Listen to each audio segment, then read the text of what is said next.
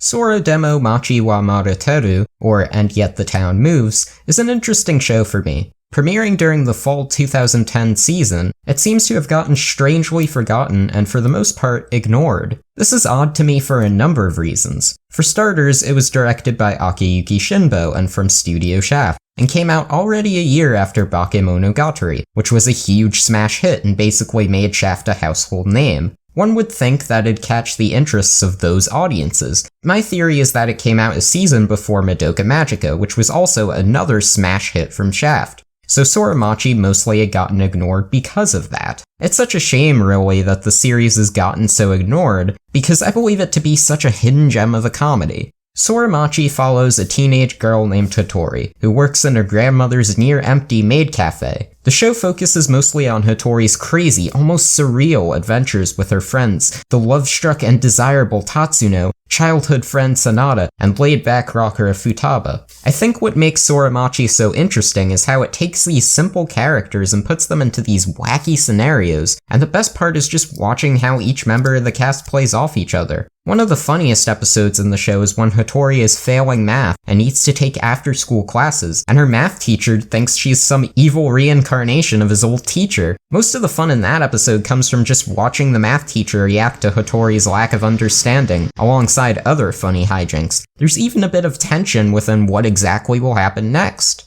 The dialogue in the show, like many Shaft series, has a lot of Japanese wordplay and puns, and these manage to come off as quite clever. I don't see the show ever having an English dub because of that. It's very Japanese in terms of dialogue, and I think it really works well with what they're going for.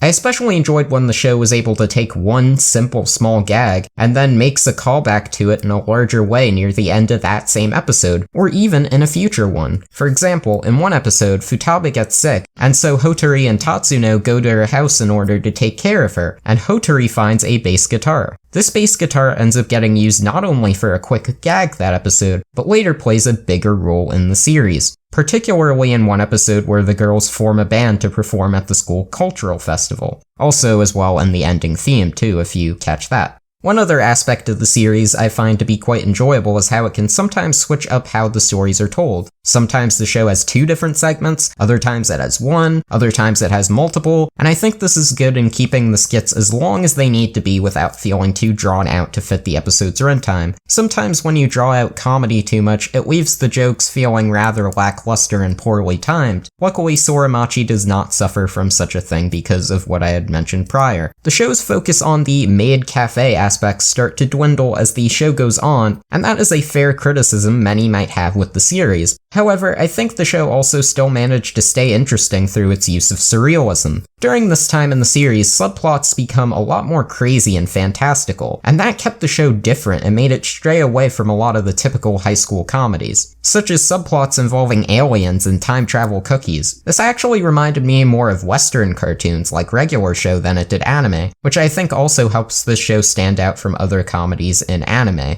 I did say the series was produced by Studio Shaft, and one may come to expect a certain directing style from that studio, with heavy emphasis on odd camera shots and flashing text. This show's directing feels a lot more restrained than other Shaft comedies, and I think this is for the better, as it still makes the series feel a lot like a Studio Shaft show while also making it stand out. The quick flashing text used to transition scenes that's known for being in the Monogatari franchise is not present in this series, and instead is replaced with these odd little puns that come from Hattori's pet Tanuki. While none of these scenes exactly made me laugh, they were admittedly a different way to transition scenes. I honestly would have preferred the series just not have any transitions at all, but the Tanuki scenes were quick enough to not feel like they overstayed their welcome, so it wasn't too much of a problem. As a whole, Sora-machi is a fun show to watch, and really an underrated comedy. The show has charming characters, great directing, and manages to create a lot of laughs. Even when the show isn't exactly funny, it mostly always managed to entertain, which is why I'm kinda baffled to find out that the series isn't more popular. I don't think the show is exactly for everyone, since people who don't like surrealism probably will not enjoy this show, but that being said, I do think there's a lot to like about the show, and I would give it a recommendation.